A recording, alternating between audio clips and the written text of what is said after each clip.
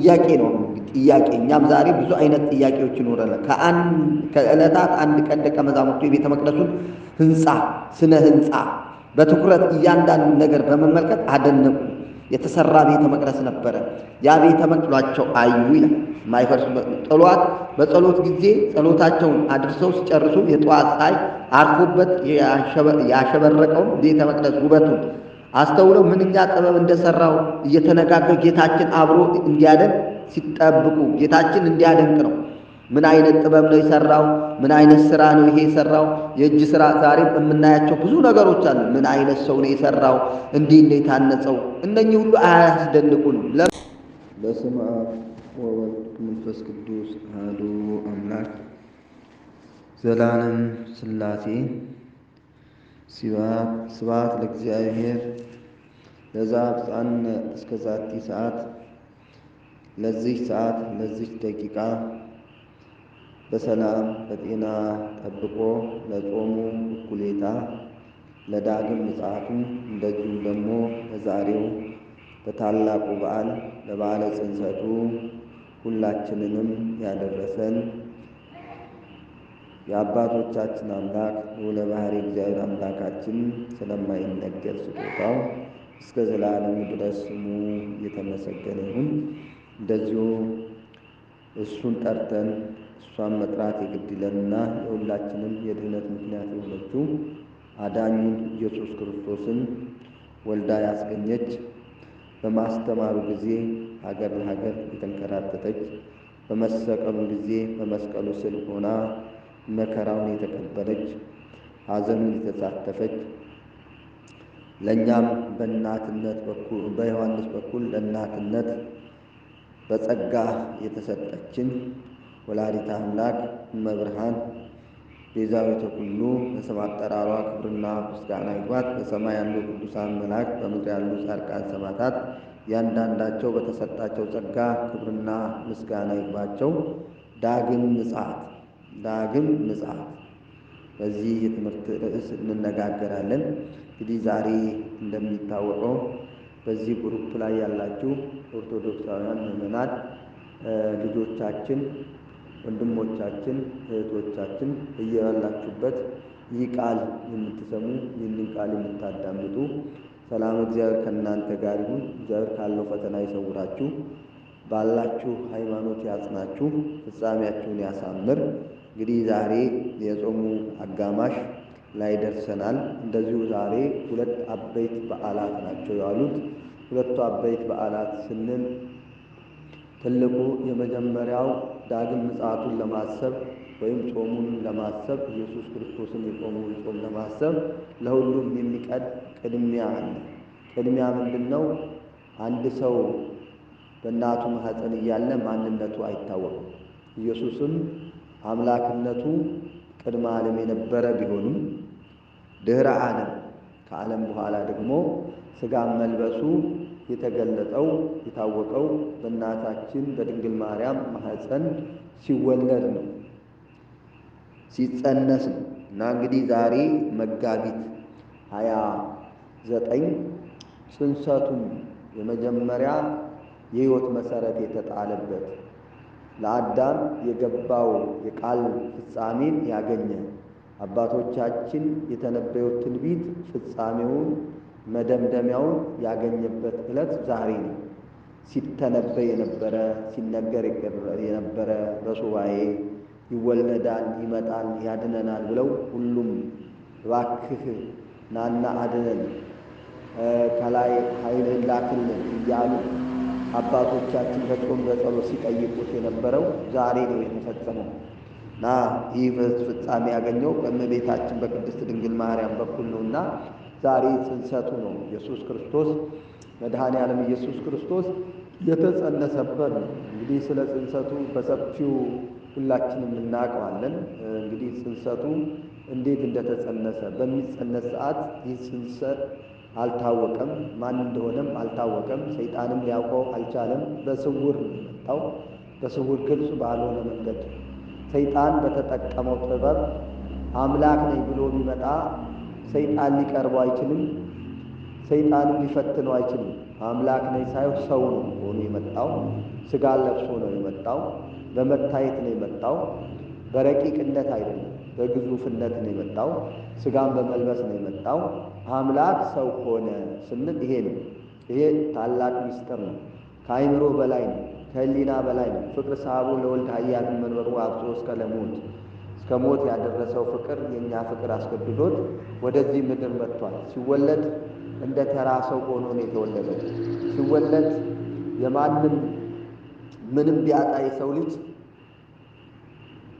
ማደሪያ የሌለው የለም። ምንም ቢያጣ የሰው ልጅ ማንም ታሪክ የሌለ በከብቶች ግርግም የተወለደ ቢኖር ኢየሱስ ክርስቶስ ነው። ለምን? ይሄ አዳም ቦታ አልነበረው፣ የማደሪያ ቦታ አልነበራቸውም፣ ስፍራ አልነበራቸውም ነው የሚለው። ስፍራ ያጣውን የሰው ልጅ ስፍራ ለመስጠት ስፍራ አጣ ኢየሱስ ክርስቶስ። ማረፊያ አጣ ኢየሱስ ክርስቶስ። አዎ ለእኛ አሁን ብዙ ነገር ያስተምረናል። ከጽንሰቱ ከመወለዱ ከጽንሰቱ ጀምሮ የተጸነሰው በአንዲት ድንግል፣ አዎ ባልተጠበቀች ድንግል፣ ባልታሰበች ድንግል፣ በሁለት ወገን ድንግል በሆነች ከሦስቱ አርእስተ ኃጣውእ ከተጠበቀች ከነቢብ ከገቢር ከሐልዮ። ሰው ከሐልዮ አይነጻም፣ ከገቢር ከሐልዮ አይነጻም። ከገቢር ቢነጻ ከሐልዮ አይነጻም። ከማሰብ ማለት ነው። ለመላእክትስ እንኳን አልተቻላቸውም ብለው ታምረ ማርያም ላይ ጧት በሚነበበው ላይ ተገልጿል።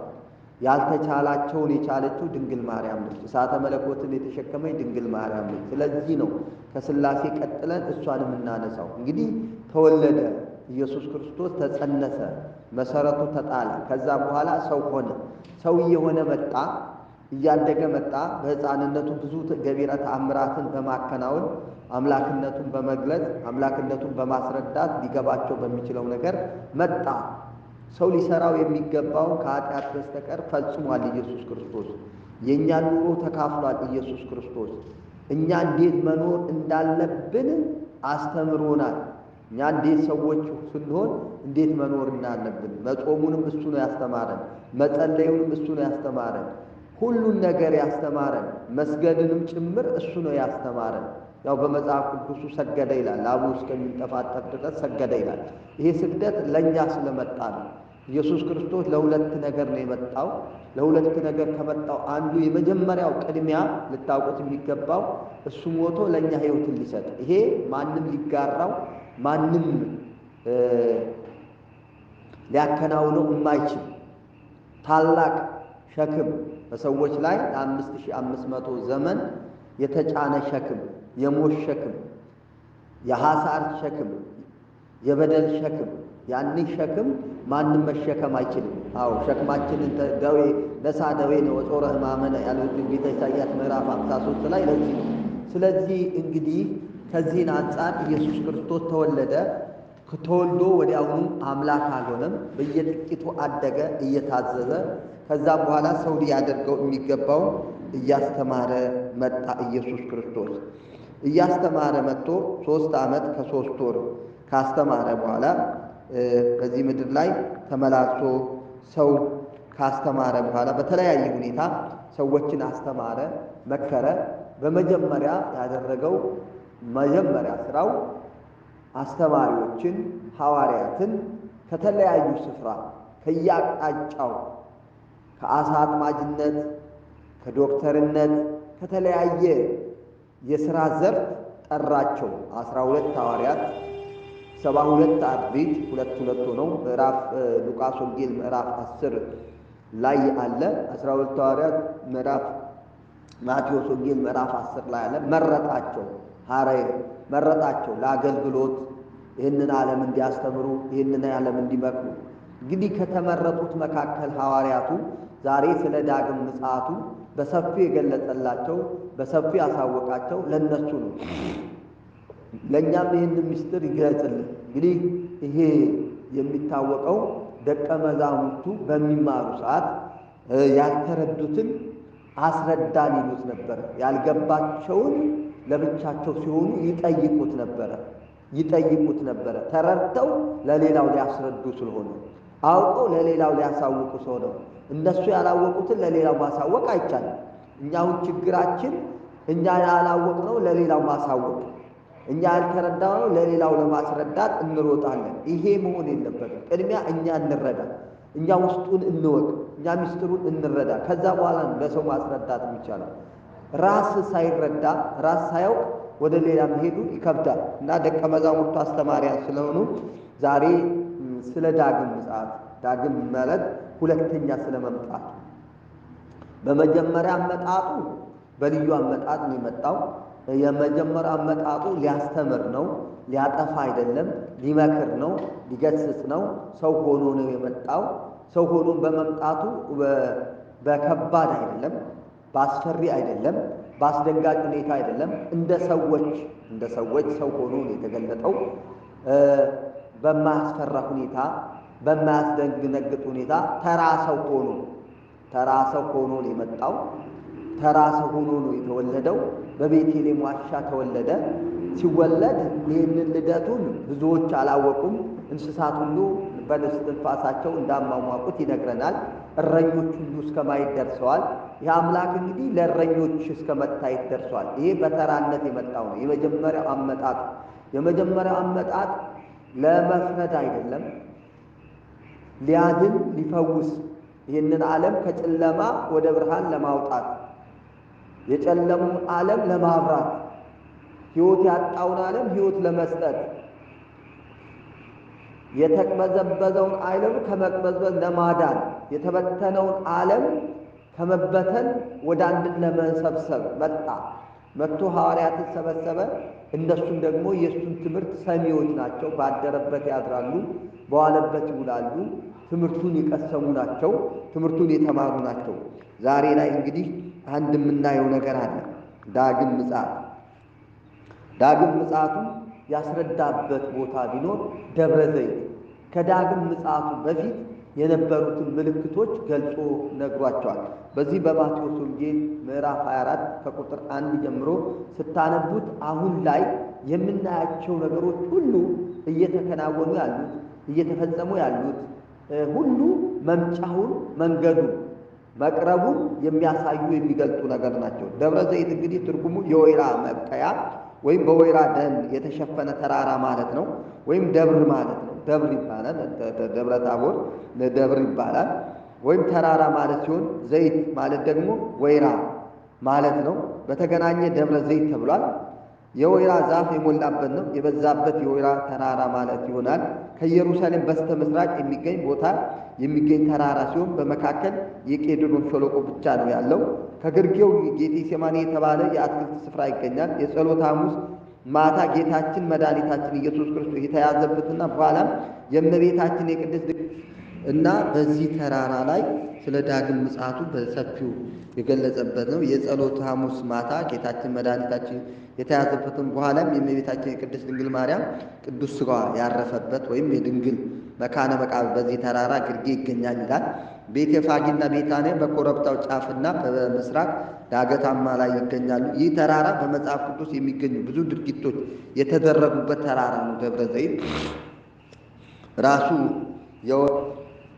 እንግዲህ ጌታችን ቤተ መቅደሱ አሁን በዚህ ተራራ ላይ የመጨረሻው ዘመን የሚያከትመው ይሄ ዓለም ጠፊ መሆኑ፣ ይሄ ዓለም አክታሚ መሆኑ፣ ይሄ ዓለም ገደብ ያለው መሆኑ፣ ገደብ የሌለው ዓለም ያለን በሰማይ ወገኖች፣ ይሄ ሁሉ ገደብ አለው፣ ማብቂያ አለው፣ ማክተሚያ አለው። ይህ በተራራ በመጽሐፍ ቅዱስ ብዙዎች ጌታችን ስለ ቤተ መቅደሱ መፍረስ፣ ስለ ዓለም ፍጻሜና ስለ ዳግም ምጽአት በዚህ ተራራ ላይ በትንቢት መልክ ተናገረ ይላል ላይ ይገኛል።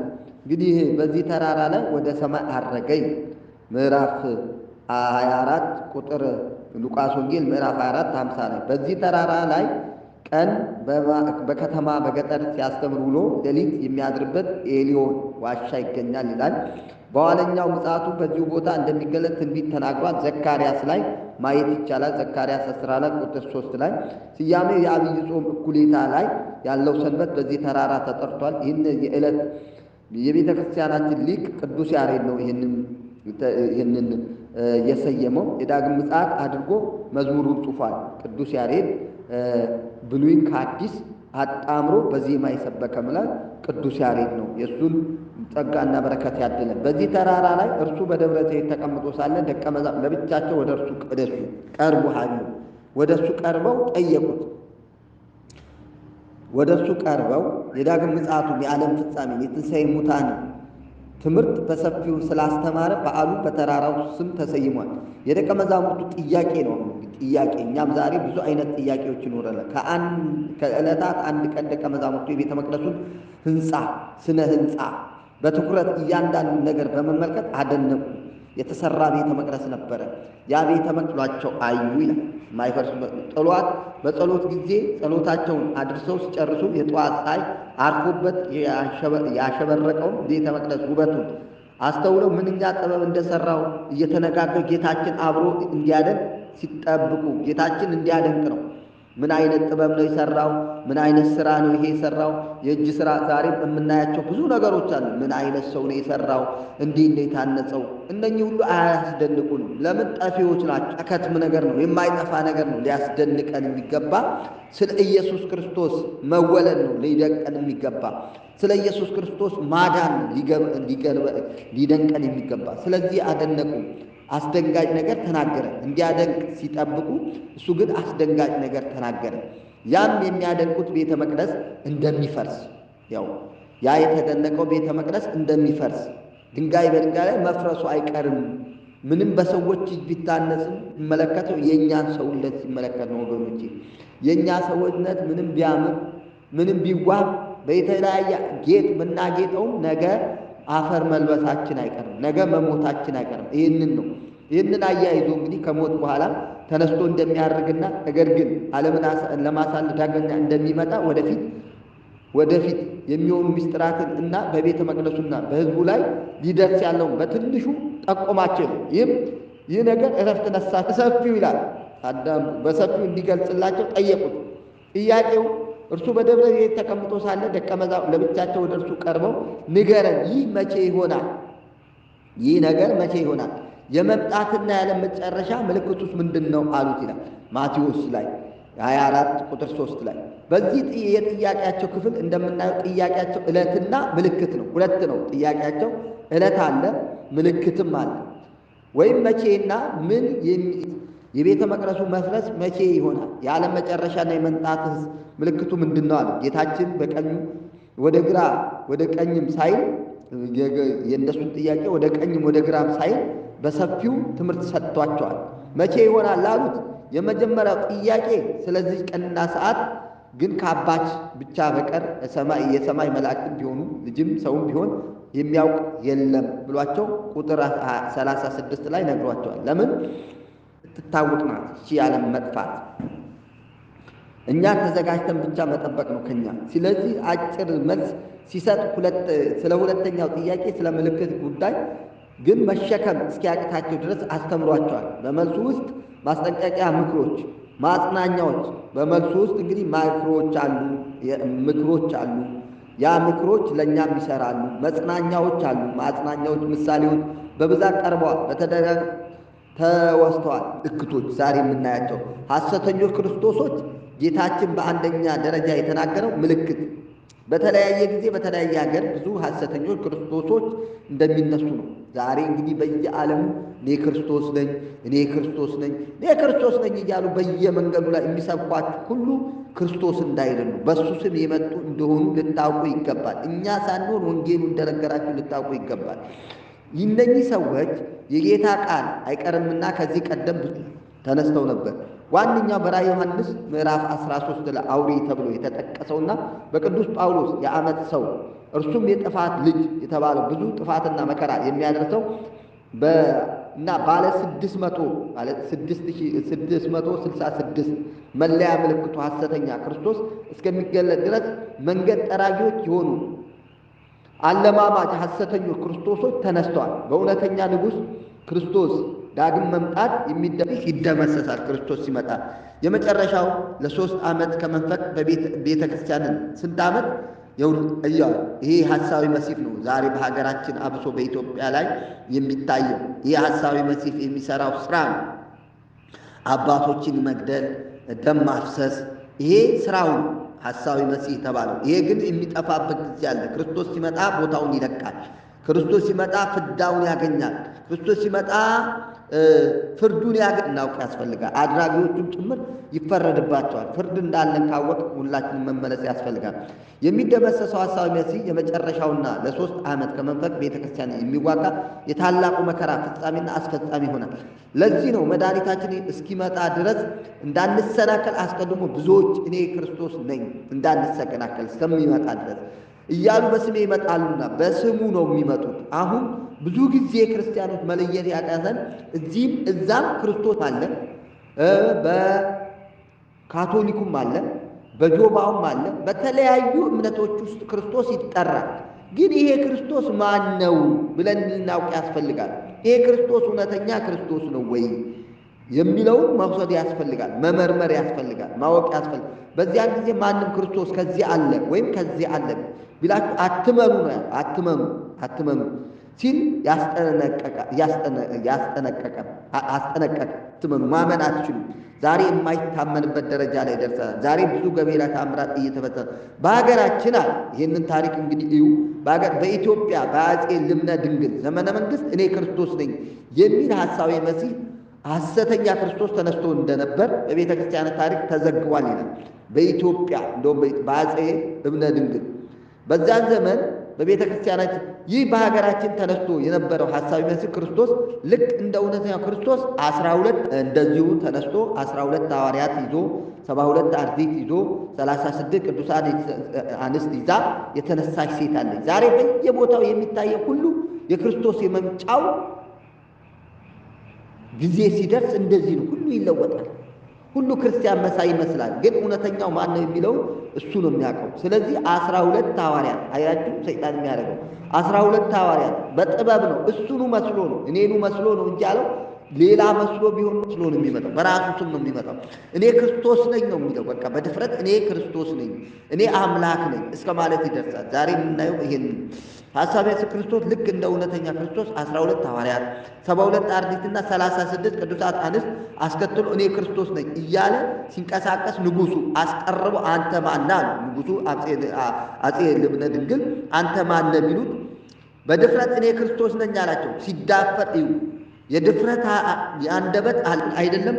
ቤተ መቅደሱንም እግዚአብሔርን እስከ ማሳደድ ድረስ ድፍረት የሰይጣን ነው። በፊትም በድፍረት ነው የወደቀው። ቢደፍር ምንም አያደነቅም።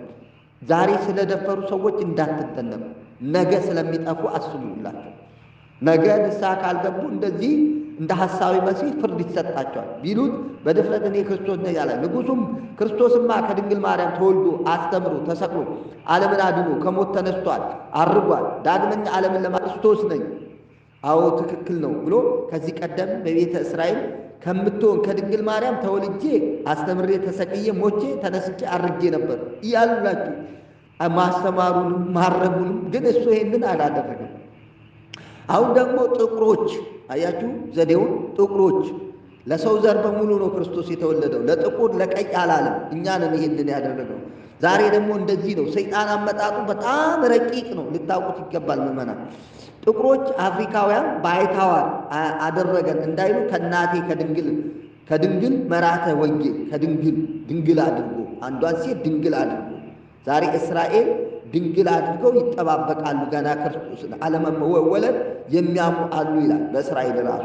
ከእናቴ ከድንግል መራተ ወንጌል ለጥቁሮች ደግሞ ተወልጄ ነው አላቸው። ንጉሱም ሰይጣን በሰው እያደረ እንዴት ይጫወታል ብለው እምነ ድንግል ጎበዝ ናቸው፣ በሰይፍ አስቆረጡ። ተከታዮቹም ተበተኑ ይላል። ተበተኑ ይባላል። ምዕራፍ 5 ቁጥር ምዕራፍ 5 ቁጥር 13 ላይ ግብረ ሐዋርያት ላይ የምናገኘው ነገር አለ። ምዕራፍ 5 ላይ እና እንደ ተበተኑ ገማልያል የሚባለው ሐዋርያቱን ሲያስተምር እንደሱም ተበተኑ፣ የሰሙትን ተበተኑ እንዳለው በተነ። ጦርነት ደግሞ ድሮ ነበረ። የዚህ ዘመን ሁለተኛው ጦርነት ነው እንግዲህ የሚሰማው ጦርነት ድሮም ነበረ። በዚህ ዘመን ግን የበዛና በብዙ ሀገራት የሚካሄድ ነው።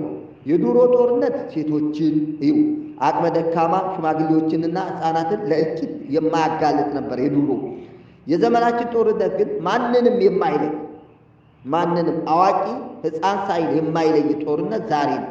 ለማንም ሕፃናቱን እንኳን እንደተወለዱ የሚደፈጥጥ ለሰው የማይራራ ለሰው ርኅራኄ የሌለው የሁሉንም ደም የሚያፈስ አሰቃቂነት ከመግለጫ ቋንቋ በላይ ሆኖ ይታያል። ዛሬ ይታያል። ሕፃናት ሲያልቁ፣ አባቶች ሲያልቁ፣ እንስሳቱ እንኳን ሳይቀሩ ምንም አንደበት የሌላቸው ሲታረዱ፣ እንስሳቱ ሲቃጠሉ በእሳት ይሄ ሁሉ የክርስቶስ የዳግም ምጽአቱ ነው። አውሬው ይሄንን የሚሰራው ሰዎች አይደሉም፣ በውስጣቸው ያለው መንፈስ ነው። ያ መንፈስ እንግዲህ በጾም በጸሎት ከበረታን ከነሱ ማስወጣት እንችላለን። ይህም ጌታችን የዳግም ምጽአቱ ምልክት ለጠየቁን ለደቀ መዛሙርት ሁለተኛ ምልክት አድርጎ የጦርንም ወሬ ትሰሙ ዘንድ አላችሁ። ይህ ሁሉ ግድ ነውና ተጠበቁ፣ አትደንግጡ። በሆነው ባልሆነው መደንገጥ የለብንም። ምእመናን መሸበር የለብንም። እንዳንሸበር እንዳንደነግጥ አትደንግጡ አለ። ከሱ በላይ ምን ይባል? አትደንግጡ። በሰዓቱት አትደንግጡ፣ በሄዱት አትደንግጡ። እናንተ ባላችሁበት ጽኑ ነው። ዳሩ ግን መጨረሻ ገና ነው። ሕዝብ በሕዝብ ላይ መንግስትም በመንግስት ላይ ይነሳልና። አዎ ይሄው ሕዝብ በሕዝብ ላይ እየተነሳ አማራው በአማራ ላይ፣ ኦሮሞ በኦሮሞ ላይ፣ ወገኑ በወገኑ ላይ እየተነሳ እየተገዳደለ ነው። ይሄ እንግዲህ ክርስቶስ የመምጫው በር የመምጫው ጊዜ እንደደረሰ ልታውቁ ያስፈልጋል። ሶስተኛ ረሃብ። የረሃብ ወሬ ወደ ሌላ አገር መሄድ ሳያስፈልገን ዛሬ አሁን በረሃብ በችግር ምክንያት የምንወዳት ሀገራችን ኢትዮጵያን ትተን ይሄ ሊሆን የግድ ነው። ሳያስፈልገን በገዛ ሀገራችን የምናየው የማንዳስሰው ያለው ለመርዳት የሌለው የማንዳስሰው ያለው ለመርዳት የሌለው ለጸሎት የሚሮጥባት ሀገራችን ኢትዮጵያ አለች። አዎ የረሃብ ወሬ ወደ ሌላ ሀገር መሄድ ሳያስፈልገን እውነት ነው። ዛሬ በበረሃ እየሄዱ በባህር ላይ እየሄዱ የተሰዉ ብዙ ሰዎች ዛሬ ሰው እየተሸጠ ነው ብንል እውነት ነው። እያየን ነው። በአረብ ሀገር የሚመጡ ሰዎች በገንዘብ ነው የሚመጡ፣ በባርነት ቀንበር ተይዘው። ያ እንግዲህ ግድ ነው ሀገራችን ኢትዮጵያን ትተን እንድንወጣ። ረሃቡ በገዛ ሀገራችን የምናየው የማንዳስሰው ያለው ለመርዳት የሌለው ለጸሎት የሚሮጥባት ሀገራችን ኢትዮጵያ አለች። እውነት ነው። ሁሉ ያለባት አየሯ ጥሩ የሆነ አየሯ የማይቀያየር ለውጥ የሌለው ክረምቱ በመጠኑ የሆነ በጋው በመጠኑ የሆነ እዚህ ያለንበት ኢትዮጵያ ግን አየሯ ብቻ ተስማሚ ነው። እችን አገር ነው የገነት አገር። እንደውም አደራ የምንላችሁ በዚሁ ላይ ከቻላችሁ ከቲክቶክ ላይ አውርዳችሁ ኢትዮጵያ ሳጥናይ ጎል ኢትዮጵያ የሚል መጽሐፍ እንድታነቡ እንጋብዛችኋለን። ስለ ዓለሙ መጨረሻ እዛ ላይ በሰፊው ተገልጧል፣ በሰፊውም ታይቷል። ይህ ሰው ሰራሽ ችግር ለጠላቶቻችን መሳለቂያ አድርጎን ይኖራል። እውነት ነው። ጠላቶቻችን እዚህ ስንመጣ እንግዲህ ኢትዮጵያነታችንን ትተን ኢትዮጵያ ዥንጉርጉርነቱን ትተን እኛነታችንን ረስተን ክርስትናችንን ትተን ለሌላ ተዳርገን እንገኛለን። በተባለው የተፈጥሮ ችግር ሳይገጥማት በሰው ሰራሽ ችግር 8 ሚሊዮን በላይ ሕዝብ ለአስቸኳይ ምግብ እርዳታ የተጋለጠ ሁኔታ ያሳዝናል። ብዙ ነው ዛሬ። ይህ አይነት በጥልና በተንኮል በጭካኔ ሰዎች የሚፈጥሩት ችግር የምጽአት ሶስተኛ ምልክት ሆኖ በጌታችን በደቀ መዛሙርት ሶስተኛ አድርጎታል። ረሃብ፣ ቸነፈር በልዩ ልዩ ስፍራ ይሆናል ተብሎ እንደተጻፈ የምድር መንቀጥቀጥ ዛሬ የምድር መንቀጥቀጥ በሀገራችን በኢትዮጵያ አንዳንድ ቦታ ሊኖር ይችላል እንጂ በውጭ ዓለም አለ። ይሄ የምድር መንቀጥቀጥ የመሬት መንቀጥቀጥ ባለፉት ዓመታት በርካታ ጉዳት በተለያዩ ሀገሮች እንደደረሰ የሚዘነጋ አይደለም። በ1999 ጀምሮ ከ1999 ጀምሮ እስከ ዛሬ በተለያዩ ሀገሮች በተለያዩ አያሌዎችን ቤት ንብረት አልባ ያደረገ የመሬት መንቀጥቀጥ ተከስቷል። አዎ በቱርክ በሌሎች በውጭው ዓለም ተከስቷል። ይህ ለደቀ መዛሙርት የዓለም ፍጻሜ ምልክት የማግኘት ጥያቄ የተሰጠው የምድር መናወጥ በልዩ ልዩ ስፍራ ይሆናል ነው። በአንድ ቦታ አይደለም፣ በተለያዩ ቦታ ተብሎ በጌታ የዓለም ፍጻሜ ምልክት ተደርጎ የተነገረው ቃል አይቀርምና እየሆነ ነው። የክርስቲያኖች መከራ አሁን አምስተኛ የክርስቲያኖች መከራ እዩ። ልንጨነቅ አይገባም። ክርስቲያኖች የተሰዉት ደመ ሰማዕታት ነው የሚሆንላቸው፣ እንደ ሰማዕታት ነው የሚቆጠርላቸው። ለሰዊዎቹ ነው ግን ማዘን። በዮሐንስ ወንጌል ምዕራፍ 15 ላይ ያን ጊዜ ያን ዘመን ይላል እናንተ ሲገሉ እንደ መስዋዕት አድርገው ይቆጠራሉ። ነገር ግን ይህን የሚያደርጉት እኔንና አባቴ ስላላወቁ ነው፣ የፈጠርኳቸውን የምፈርድባቸውን ስላላወቁ ነው ይላል። ሰው ሳያውቅ ነው። የክርስቲያኖች መከራ ይመስላል እየተጀመረ ነው። አሁን ተጀምሯል። አሁን እንደውም እያበቃ ነው። ሰይጣን የተለያዩ የእምነት ድርጅቶችን እያስነሳ ወደ ቤተ ክርስቲያን ጦር ይውረድ አይሁድን በመጠቀም በክርስቲያኖች ላይ ከማንኛውም ጊዜ በላይ ችግር መፍጠር የጀመረበት ጊዜ ነው። በአውሮፓ የክርስቲያኖች ጥያቄ ቶሎ የማይመለስ የቤተ ክርስቲያንን ጥያቄ ለማስተናገድ መንግስታዊ መስሪያ ቤቶች ፈቃደኝነታቸውን ለመከራ አሳልፈው ይሰጡናል፣ ይገድሏችሁማል። ስለ ስሜም በአሕዛብ ሁሉ የተጠላችሁ ትሆናላችሁ። ስለ ኢየሱስ ክርስቶስ ክርስትናውን ስለያዝ ክርስትናው ብቻ በክርስትናው መያዛችን ብቻ ክርስቲያን በመሆናችን ብቻ የሚጠሉናል። ክርስቶስ በመሆኑ ዓለም ጠልተዋለች፣ አልወደደችም። ዓለም ለስቅላት ዳርገዋለች። እኛም ክርስቲያን በመሆናችን በስሙ የተጠል ቅዱስ ጳውሎስ ስለዚህ ተብሎ እንደተጻፈው ሃይማኖተኝነት እንደ ኋላ ቀርነት። ዛሬ ሃይማኖተኝነት አብሶ ክርስትና ለብዙ ዋጋ የከፈለች ከፊደል መቅረጽ ጀምሮ የኢትዮጵያን ታሪክነት ለቱሪስት ለዓለም ያስተዋወቀች ብዙ ሀብታት ብዙ ንብረት ያላት ባህሏ ልዩ ሆነ ስርዓቷ ልዩ ሆነ ኦርቶዶክስን ለማጥፋት የማይወረወር ጦር የለም። ኋላ ቀርነት ነው ክርስትና ማለት፣ ኋላ ቀርነት ነው። ያደህያል፣ ደሃነትን ያመጣል ብለው ብዙዎች ተናግረዋል። ከሃዲነት እንደ ተራማጅነትና ስልጡንነት ከሃዲነት እንደውም መካድ፣ ይሄ በየቦታው መካድ፣ ስራ ፈት ሆኖ እንደሌላው መለፍለፍ፣ ይሄ እንደ ስራ ቆጥረው የሚናገሩ ሰዎች አሉ። ኦርቶዶክስ ደግሞ ዜማዋ ጭምር ሰውን የሚያረካ ሰው የራሱ አንዱ በመስኮብ ካልተመዘገቡት አንዱ ይሄ ነው። የማይዳሰሱ ከተባሉት መስቀል፣ አሁን የመስቀል አደባባይ በዓል በሚስኮብ ተመዝግቧል፣ በዓለም መዝገብ ውስጥ ተመዝግቧል። ሌሎች ደግሞ የማይዳሰሱ የማይጨበጡ ልዩ የሆኑ ቱሪስቶችን የሚስቡ ሰዎችን የሚማርኩ ሰዎችን የሚፈስጡ ልዩ ሀብት ያላት ቤተ ክርስቲያን ስልጡንነት፣ ከሃዲነት ዛሬ ምዕራፍ 5 ላይ የዋሆች ምድርን ይወርሳሉ። የዋህ መሆን ለዚህኛው ምድር አይጠቅመውም። ብልጣብልጡን ነው የዚህ ዓለም የሚወደው። ስለዚህ ስልጡንነት የሚታይበት ዘመን ላይ እንዳለ ግልጽ ነው። ይህ በአጭር ጊዜ ውስጥ አመለካከት ክርስቲያኖችን ወደ ማግለልና ወደ መወንጀል፣ ዛሬ ክርስቲያን የተገኘበት ቦታ ሁሉ መከራ ነው የሚያድግ መሆኑ ከሚታዩ ፍንጮች መረዳት ይቻላል። ወደ ወንጀል የሚያጣለባቸው በዚህ በኦሪት ዘፍጥረት ላይ እዩ። ዮሴፍ ተሰዶ መከራ ነው የዳረገው። ዮሴፍ ምንም ያጠፋው የለም፣ ግን የጲጥፋራ ሚስት በሐሰት ወንጀለችው። እስር ቤት ገባ።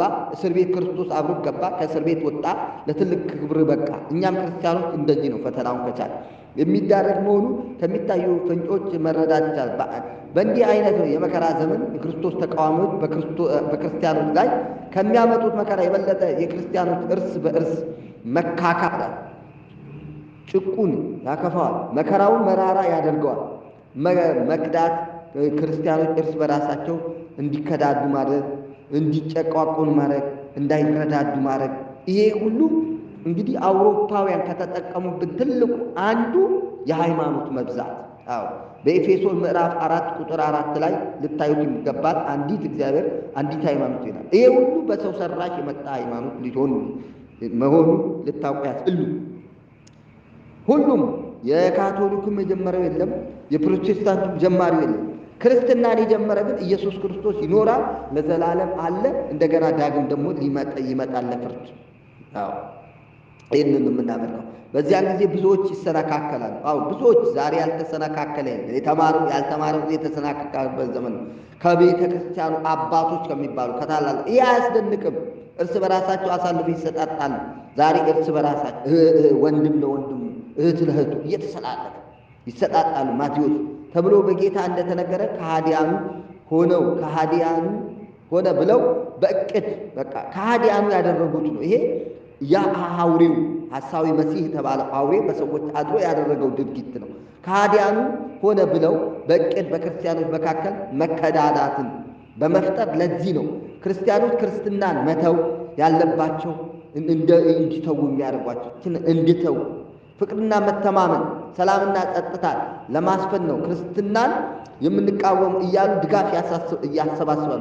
እኛ እኮ ዛሬ የምንቃወመው ክርስትናን ለማስፋፋት ነው፣ ክርስትናን ለመለወጥ ነው፣ ቤተ ክርስቲያኗን ለማደስ ነው። የራሳቸው ሕይወት ሳይዳደስ የማትዳሰዋን ቤተ ክርስቲያንን እናድሳለን ታድሶ ብለው የተነሱ የሃይማኖት ድርጅቶች ይሄንን በማስመሰል ሰይጣን አዳምን በማስመሰል ነው የጣለው። አምላክ ትሆናለህ ነው ያለው፣ ፈጣሪ ትሆናለህ ነው፣ አዋቂ ትሆናለህ ነው ያለው። በዚህ ጣለው ይላል። ሐሰተኞች ነቢያት በዲያብሎስ መንፈስ ምትሃታዊ አሰራር ዛሬ በያለበት ጸበል ይባላል፣ ብዙዎች ይፈወሳሉ። አትደነቁ ምዕመናን፣ ልታዩት ያስፈልጋል። ይሄ ስራው ነው፣ አሰሪው ሐሳዊ መሲህ ሲያደርግ ይሄ ነው። ገና ብዙ ታምራት ሙታን እስከ ማስነሳት አይደነቅም። ይሄ መስራት ይችላል እሱ አሰራር።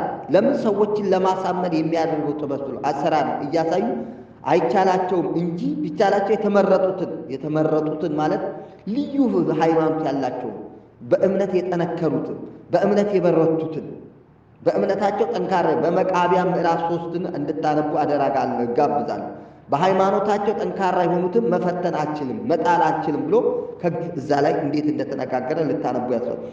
በሚቻለው የተመረጡትን ሳይቀር የሚያስቱ ነቢያት ነን የሚሉ ነቢያት ሐሰተኞች ነቢያት ነን በማለት የሚሉ ብዙዎች ደፋሮች እንደሚነሱ ጌታችን በስድስተኛ የዳግም ምጽአት ምልክት አድርጎ ጠቅሷቸዋል። በአሁኑ ዘመን በሀገራችን ነቢያት ነን የሚሉ አጭበርባሪዎች ነቢያት ነን እያሉ ሰዎች እንደዚሁ ቁጭ ብለው ስራ እንደሚያገኙ ስራ ታገኛለሽ እንደዚህ ትሆኛለሽ ሳያውቁ የራሱን ኑሮ ሳያሻሽል በማስመስበል አጭበርባሪዎች ዛሬ አጭበርባሪ የበዛበት ዘመን ነው። እንደ አሸን ፈልተዋል። እነዚህ በዚያ በነቢዩ ኤልሳ ስም እያጭበረበሩ በእነኚህ በኤልያስ ዘመን በነቢዩ ኤልሳ ዘመን እያጭበረበሩ እየዋሹ በምትሃታዊ አሰራር የሚያስቱ ሐሰተኞች እንደሚነሱ፣ ሌላው ደግሞ የምጽአቱ ምልክት ሆኖ ብዙ ሐሰተኞች ነቢያት ይነሳል፣ ብዙዎችን ያስታል። ሐሰተኞች ክርስቶስና ሐሰተኞች ነቢያት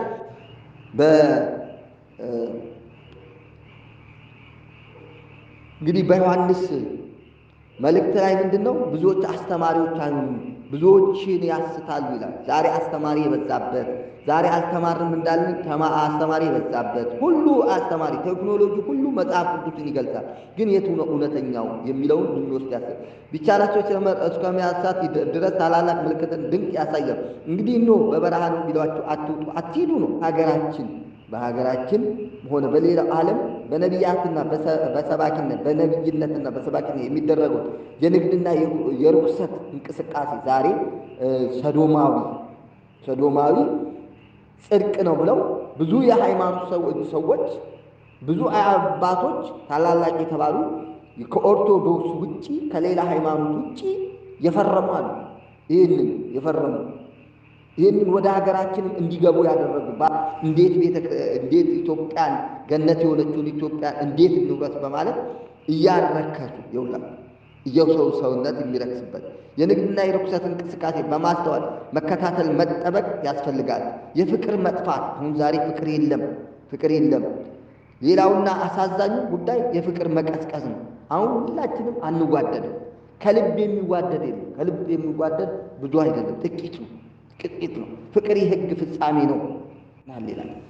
ቅዱስ ጳውሎስ በአንደኛ ቆሮንቶስ ምዕራፍ 13 ላይ እኔ ፍቅር ከሌለ እንደሚሿሿ ስጋዬን እንኳን ለአሞራ ብሰጥ ይላል። ብንጾም ብንጸልይ ፍቅር ከሌለ ከንቱ ነን። ልጆቻችን ከንቱ ነን። ድካማችን ከንቱ የሚሆነው ከዚህ አንጻር ነው። ጾማችን አልወድም የሚለው ከዚህ አንጻር ነው። ፍቅር የሌለው ጾም አያስፈልግም። ጥላቻ ያለው ጾም መጾም አያስፈልግም። ተጣልቶ ተለያይቶ ተከፋፍሎ የሚጾመው ጾም እግዚአብሔርን ደስ አይሰኝም። በትንቢተ ኢሳይያስ ምዕራፍ 58 ይላል የፍቅር የሕግ ፍጻሜ ነው። የሰው ልጅ ፍቅርን ማጥፋትና ማጣት የሌለበት ሀብቱ ነው። የሰው ልጅ ትልቁ ማጣት የሌለበት ፍቅር ትልቅ ሀብት ነው። ፍቅር ካለ ይታገሳል። ፍቅር ካለ አይቀናም ይላል። ፍቅር ካለ በወንድሙ ላይ አይቀናም ይላል። ፍቅርን ስለ ፍቅር በደንብ አድርጎ ቅዱስ ጳውሎስ ፍቅር ማንነቱን ገልጿል። ፍቅር ማለት ክርስቶስ ማለት ነው። ክርስቶስን እናውቃለን የሚሉ ፍቅር የላቸው፣ ጥላቻ ነው ያላቸው። አሁንም ከብቷል ፍቅራችን እና ትቀዘቅዛለች። ፍቅር የመልካምና የበጎ ነገር ሁሉ መገኛና ምንጭ ነው ማለት የወንጌል መድረስ አሁን የወንጌል መድረስ ነው። ስምንተኛ የወንጌል ለዓለም መድረስ በደቀ መዛሙርት የዳግም ምጽአቱ ምልክቶች ሆነው ከተሰጡት አንዱ ወንጌል በፍርድ ቀን በመጨረሻው ጊዜ በክርስቶስ አምኖ እምነቱን በሥራ ገልጦ ስለመኖር ሲጠይቅ አልሰማሁም። አዎ ዛሬ እንጂ ስለ ሕይወቱ ጠይቆ አያውቅም። ስለ የተለያየ ጥያቄ ጠይቅና ስለ ሕይወቱ ሳይጠይቅ ንስሐ ሳይገባ ድንገት ይወሰዳል የሰው ልጅ። ዛሬ ልንጠይቅ የሚያስፈልገው ስለ አማላጅነት ብዙ ትምህርት ተሰጥቷል። ስለ እመቤታችን ድንግልና ብዙ ትምህርት ተሰጥቷል። ስለ ኢየሱስ ክርስቶስ አምላክነት ብዙ ትምህርት ተሰጥቷል። አሁን ግን የኛ ሕይወት እንዴት ነው የሚድነው? ዳግም ስመጣ በቀኙ መቆም የሚችለው እንዴት ነው ብለን ጽድቅ ልንሰብ በፍርድ እዚህ ነው የሚጠበብብን ሰይጣን። አያችሁ፣ እንደዚህ ነው የሚጠበብ በፍርድ ቀን በመጨረሻው ጊዜ በክርስቶስ አምኖ እምነቱን በሥራ ገልጦ ስለመኖር ሲጠይቅ ስለመኖር እምነቱን በሥራ ገልጦ ስለመኖር ሲጠይቅ አላየውም፣ አላውቀውም፣ አያመልጥም፣ አልሰማሁም፣ አላየውም፣ አላወቅኩም የሚል አያመልጥም። በቃ እንግዲህ ነግሮናል። ለአሕዛብ ሁሉ ምስክር እንዲሆን ይህ የመንግስት ወንጌል በዓለም ሁሉ በቤተ ሙስሊሙ ራሱ ወንጌል ይሰበካል ይላል። ባላመኑ ተብሎ እንደተነገረው በሁሉ ቤት ወንጌል ይሰበካል፣ በሁሉ ዘንድ ይገኛል። የምጽአቱ ምሳሌዎች ፍጥነቱ እንደ መብረቅ ነው። መብረቅ ከምስራቅ ወጥቶ እስከ ምዕራብ እንደሚታይ የሰው ልጅ መምጣት እንዲሁ ይሆናል ይላል። ቀኑ አለመታወቁ እንደ ሌባ ነው። ቀኑ እንግዲህ እንደ ሌባ ነው። የምጽአቱ ቀን እንደ ሌባ ነው። ሌባ ይላል። ሌባ መምጣቱን ቢያውቅ ኖሮ ባለ ንብረት ነቅቶ ተክቶ እንቅልፉን ሌባ ነው። አዎ ሞት ሌባ ነው። የኛ ትልቁ ምጽአታችን ወገኖቻችን ሞት ነው ይላሉ። እና ሌባ እንደሚመጣ ቢያውቅ ኖሮ በነቃ ቤቱን በቆፈር ባልተውም። ለታሪካዊ ማስገንዘብ የኖህ ዘመንን ማየት ይቻላል። እንደዚሁ ባልታሰበ ሰዓት እንደሚመጣ ማስገንዘቢያ ሆኖ በጌታችን ቀርቧል። ቁጥር 37 ወቅታዊ ምልክቱ ተጠንቀቁ፣ ማንም እንዳያስታችሁ። አሁን እኛ ማንም እንዳያስተን በተማር ነው። አዎ ቅዱስ ጳውሎስ ለጢሞቴዎስ በነገረው ላይ በዛው ጸንተህ ኑር፣ ሌላ አያስፈልግም፣ ሌላ ልትጨምር አያስፈልግም። ዛሬ የአባቶቻችን የጥንቱን ሃይማኖት ይዘን ልንገኝ ያስፈልጋል። የተማርነው ይበቃል። አልተማርንም አንልም። እየተማርነው ይበቃል። እየተማርነው በሥራ ማዋል ነው። ሁሉ ጌታችሁ በምን ሰዓት እንደሚመጣ አታውቁምና እንግዲህ ንቁ፣ ተማሩ፣ እወቁ። እንዲሁ እናንተ ደግሞ ይህን ከሁሉ ከላይ የተነገራቸው ምልክቶች ሁሉ ስታዩ በደጅ እንደቀረበ እወቁ ይላል። አትደንግጡ፣ ይህ ሊሆን ግድ ነውና ተጠበቁ ይላል። ትጉና ጸልዩ ነው፣ ተዘጋጅታችሁ ነው። ተዘጋጅቶ የኖረ ሰው መንግስቱን ለመውረስ ቀላል ነው። ሳይዘጋጁ የቀሩ ግን በማቴዎስ ወንጌል ምዕራፍ 25 ላይ 10 ደናግልና 5 ቆነጃጅት ብሎ ከፍሏቸዋል። መብራት የያዙና መብራታቸው የሚበራበት ዘይት ያልያዙ፣ ፍቅር ያልያዙ፣ ያለ ፍቅር የሚጾሙ፣ ያለ ፍቅር የሚጸልዩ፣ መብራታቸው እንደጠፋ ሙሽራው ሲመጣ አብሮ መግባት እንዳቃታቸው ከውጭ ሆነው እንዳንኳኩ ሙሽራውም አላቃችሁም እንዳለ እኛም አላቃችሁም እንዳንባል ዛሬውኑ ልንዘጋጅ ያስፈልግ። ተዘጋጁና ስለ እናንተ ደግሞ ተዘጋጅታችሁ፣ ስለዚህ እናንተ ተዘጋጅታችሁ ኑሩ። የሰው ልጅ በማታስቡበት ይመጣልና ጽኑ እስከ መጨረሻ የሚጸና ግን እርሱ ይድናል። እነዚህ ምክሮች፣ ማስጠንቀቂያዎች፣ ማጽናኛዎች በአእምሮ ጽላት ቀርጾ በማስተዋል በሃይማኖትና በክርስቲያናዊ ስነ ምግባር ጸንቶ የኖረ የሕይወትን ቃል ሰምቶ የክብር የድልና የጽድቅ አክሊልን ተሸልሞ በዘላለም ደስታ ይኖራል። ሦስተኛው የሰው ዘር የጋራ ልደትና እድገት። የጋራ ልደት ከዚህ በኋላ በእግዚአብሔር ዘንድ ቀን ቀጥሮ ያልተያዘላት ዓለም ወደ ፍጻሜ ታመራለች። በቃ ዓለም እንግዲህ ታበቃለች። ይህች ዓለም ትጠፋለች። ሰማይና ምድር ያልፋሉ፣ ቃሌ ግን አያልፍም ነው። ሁሉ ነገር ያልፋል፣ የሰራችሁት ያልፋል። ይህ የማያልፍ ሥራ እንድንሠራ አምላከ ቅዱሳን ይርዳል። ፍጻሜ የሆነ ምድር ከነመሠረቷ ትናጋለች፣ ፀሐይ ትጨልማለች፣ ከዋክብት እንደ ቃሪያ ፍሬ ከሰማይ ይረግፋሉ። ይሄ ሁሉ ይሆናል። መዝሙር 12 ቁጥር 2 ላይ፣ ኢሳይያስ 13 ቁጥር 13 ላይ 6:13 ላይ፣ ኢዩኤል ምዕራፍ 2 ቁጥር 10 ላይ ይህን ማንበብ ትችላል። ማቴዎስ ላይ፣ ራእይ 6:12 ላይ በታላላቅ ድንጋዮች ይሰጣሉ፣ ሙታን እንደ አይነት እርሻ ይነሳሉ ይላል። እንግዲህ ይሄ ሁሉ ነው። ፍርድ በአደባባይ ይሰበሰባሉ። ታላቁ ዘንዶ ለብዙዎች ስህተት ምክንያት የሆነው ዲያብሎስ ከነሰራዊቱ ለዘላለም በማይፈታ በእሳት ሰንሰለት ታስሮ ወደ ገሃነመ እሳት ይጣላል። እኛም ከዚህ ከሚሰራው ከአሰሪው ጋር ተባብረን እሳት ውስጥ እንዳንጣል እንጠነቀቅ። ፊተኞቹና ሰማይና ምድር ከፍጡራን ፊት እንደ ወረቀት ተጠቅልለው ያልፋሉ፣ ስፍራ አይገኝላቸው፣ ለዘላለም ያልፋሉ ይላል ኢሳይያስ ምዕራፍ 13 ቁጥር መክብብ 12 17 ላይ፣ አንደኛ ተሰሎንቄ 4 13 ላይ፣ ሁለተኛ ጴጥሮስ 3 10 ላይ በበጉ ደም የተዋጁና ሃይማኖታቸውን የጠበቁ ታማኝ የክርስቶስ ልጆች ገናናውና ታላቁ አምላክ ኢየሱስ ክርስቶስ ሊቀበሉ በታላቅ ክብር በደመና ሰማይ ይነጠቃሉ። የአብ ልጅ የድንግል ማርያም ልጅ የባህሪ አምላክ ኢየሱስ ክርስቶስ በሆነ መለኮታዊ ግርማ የብዙ በሚሆኑ አእላፍ መላእክት ቅዱሳን መላእክት ታጅቦ ይመጣል። ይሄ ነው ምጽአቱ። የበፊቱ አመጣጥ ልዩ ነው። አሁን ግን በማስደንገጥ ዝም ብሎ አይመጣም ይላል በመዝሙረ ዳዊት እግዚአብሔር ተገሃደ ይመጽእ በመዝሙር 58 ላይ እግዚአብሔር በማስደንገጥ ሁኔታ ይመጣል፣ በማስፈራት ሁኔታ ይመጣል። ዘካርያስ ምዕራፍ 14 ቁጥር 13 ላይ፣ አንደኛ ተሰሎንቄ ምዕራፍ 6 4 ቁጥር የሚቆም ማን ይሆን? ኢዩኤል ምዕራፍ 2 ቁጥር አመጣጡ እንደ ቀድሞ ከሐና ወደ ቀያፋ ከዚያ ወደ ጲላጦስ አደባባይ እያንገላቱ ሲወስዱ ዝም እንዳላይ ሲያንገላቱ ዝም ነው ያለው። በሚሸልተው ፊት ዝም ነው ያለው። ሲሰድቡ ዝም ነው ያለው። ያ አመጣጥ ለማዳን ስለመጣ ነው። አሁን ግን ለፍርድ ስለሚመጣ ፈራጅ የሆነ ሰው እንግዲህ ክርስቶስ እዩት፣ ሲጋ ፈራጅ መሆኑ እዩት። ራሱ ነው መጥቶ የሚፈርደው፣ ራሱ ነው በወንበር ላይ ሆኖ የሰራነው ስራችን ነው። እንግዲህ ፈራጁን ዛሬ አማላጅ የሚሉ ሰዎች ነገ ምን ብለው እንደሚመልሱ ልታውቁ ያስፈልጋል። እኛ ግን ቤተ ክርስቲያን ጥንቱን ጀምሮ ክርስቶስ ፈራጅ ነው። አዎ አምላክ ነው። ፈራጅ የሆነ ደግሞ አማላጅ ሊሆን አይችልም። እያንገላቱ ሲወስዱ ዝም እንዳለ አይደለም። የሚመጣው በአስፈሪና በሚያስደንቅ መለኮታዊ ግርማና ክበብ ነው። መዝሙር 49 ላይ ቅድም እንደነገርኳችሁ መጥቶም ዝም አይልም፣ እሳት በፊቱ ይነዳል። አዎ እሳት ማለት ቁጣው የሚጨምር ጥልቅ አውሎ ንፋስ አለ። አዎ ራእይ 1 ቁጥር 7 ላይ ያዩት ሁሉ የወጉት ሁሉ ያዩታል። እረኛ በጎቹ ከፍየሎች እንደሚለይ ጻድቃንን በቀኙ ኃጥአንን በግራው ለይቶ ያቆማቸዋል። ያን ጊዜ አባቴ ብሩካን የሚል ቃል ይመጣል። በቀኙ ያሉትን እናንተ የአባቴ ብሩካን ወደ እኔ ኑ፣ ወደ አባታችሁ መንግሥት ሰማያት ግቡ በሰሩት ሥራ ነው። አዎ በትንቢተ ኢሳይያስ ዳንኤል ምዕራፍ 12 ላይ በዛን ጊዜ መለከት ይነፋል። 3 መለከት እንደሚነፋ ያወጅ በተለያየ ሁኔታ ይሞተ በእናቱ ማህፀን ደም የሆነ ለምን እናቴ ብንወለድስ ይህንን ዓለም ባየውስ ብሎ እናቱን እንኳን እስከ መውቀስ ይደርሳል ይላል።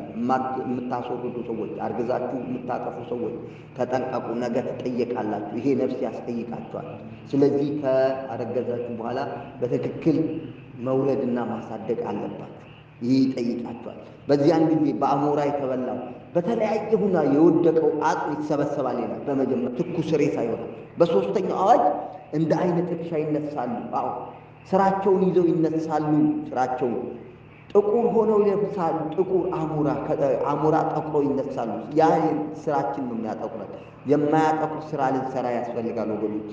ጠቁረን እንዳንነሳ፣ በቀኙ እንዲያቆመን፣ በግራው እንዳንቆም። እናንተ ርጉማን ለሰይጣንና ለመላእክተኞች ወደ ተዘጋጀው ሰዓት ሂዱ እንዳንባል ዛሬ ነው ይሄ የሚያስፈልገን። እንግዲህ ዛሬ ተዘጋጅተን የሕይወት ቃል እንድንሰማ ያስፈልጋል። ምእመናን ርስተ መንግሥተ ሰማያትን ይወርሳሉ። ብርሃን ለብሰው ብርሃን ተጎናጽፈው ለዘላለም በደስታ ይኖራሉ። አዎ ክርስቲያኖች፣ እውነተኛ ክርስቲያኖች፣ ሃይማኖታቸውን የጠበቁ በምግባር ያጌጡ። ራእይ 21 ቁጥር 1 ላይ ኦርቶዶክሳዊ ነቢዩ ኤርምያስ የእግዚአብሔር ቃል እንዲህ ይላል። ስለ እግዚአብሔር ቃል በመንገድ ላይ ቁሙ፣ ተመልከቱ፣ የቀደመችው መንገድ ጠይቁ፣ መልካሚቱ መንገድ ወዴት እንደሆነች እወቁ፣ በእርሷም ላይ ሂዱ ይላል። ለነፍሳችሁ ዕረፍት ታገኛላችሁ ማለት በኦርቶዶክስ እምነታችን የጥንት ሕይወቱ መልካሚቱ የሕይወትና የጽድቅ መንገድ በቅድስት ኦርቶዶክሳዊ ተዋህዶ እምነታችን እስከ መጨረሻው ድረስ ጸንተን ልንኖር ይገባል።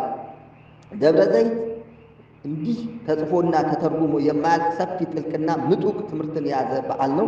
በደቀ መዛሙርቱ 2 ብቻ ጥያቄዎች ተነስቶ ያስተማረው የዕለተ ምጽአቱ ነገር በአጭር ጽሑፍ የሚካተት ስላልሆነ በሀገር ቤት የታላቋ ኦርቶዶክሳዊ ቤተ ክርስቲያን ተከታይ ኦርቶዶክሳዊ ይህንን በዓል በየውቃል እና እናቆየዋለን። በቀጠር እንግዲህ እንዴት እንደሚያከብሩ ዛሬ የማይሰበሰብ የለም። በቤተ ክርስቲያን ተሰብስቦ ሁሉም በቃ በቤተ ክርስቲያን ተሰብስቦ ሁሉም የሚመጣበት አዎ ጥሩ ነው። አሁን ደብረ ዘይት በሚባል በሳማ ሰንበት በሚባለው ተሰብስበው ሰዎች መሰባሰባችን መልካም ነው፣ መምጣታችን መልካም ነው። ከመጣም በኋላ ግን ደብረ ዘይትን ስናስብ መጠጣት፣ መጨፈር፣ መደነስ አይደለም። ስጋዊ ስራ የምንሰራበት አይደለም። ስጋዊ ስራ ትተን እሳቸውን ያልጠበቁ ይፈረድባቸዋል። ዋይ ዋይ ይላል ትውልዱ ሁሉ ዋይ ዋይ ይላል። የማይጠቅም ዋይታ ነው። ያለቅሳሉ። የማይጠቅም ለቅሶ ነው። ያን ጊዜ ምነው ባመን ምነው ባወቅን ይላሉ። አይሁድ እንኳን ምነው እምነታችን ያኔ ባመን ነው ወይኔ አምላክ ነው ልካ ይሰቀል ነው እያሉ አጉል ጸጸት ይጸጸታሉ። አጉል ጸጸት ከመጸጸት እግዚአብሔር ይጠብቀን። ዛሬውኑ ተዘጋጅተን እቺ ዓለም እንደምታልፍ አውቀን ይህንን የተባለውን ቃል ሰምተን በሕሊናችን በአእምሮ ነገር በጎ ነገር በክርስትናችን ሰርተን ነገ ዳግም ምጽአት አምላካችን ወደ እሱ ስንጓዝ ኑ የአባቴ ብሩካን የሚለው የሕይወት ቃል እንዲያሰማኝና